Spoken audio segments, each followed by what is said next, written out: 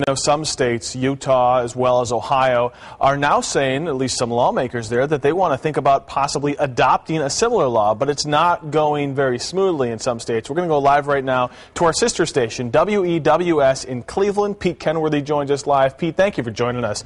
Some lawmakers want to expand this to Ohio, but the governor there says not so fast. What's he saying?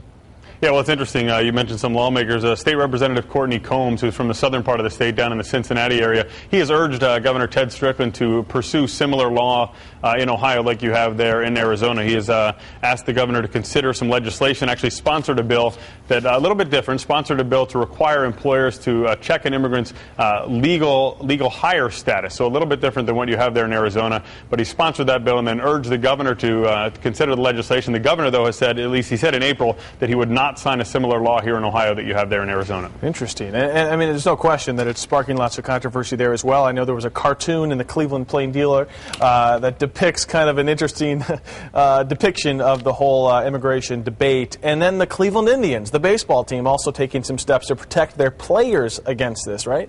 Yeah, they did that. You know, as you know, they have spring training out there in Goodyear, Arizona. And what they did before they even got to spring training is they held a bit of a seminar and they sat their players down to kind of explain what was going on in Arizona. And they issued them. They brought in a local police officer from out there in Goodyear, and they explained to them what was going on with the law. Also issued them all cards so that they wouldn't have to carry around their visas and their paperwork to explain themselves if they were stopped. And also, as you know, a lot of baseball, or some baseball players, I guess, don't necessarily speak English.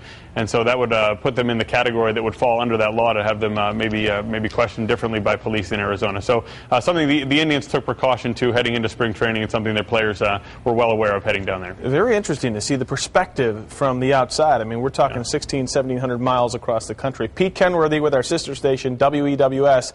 Thank you for joining us this morning. And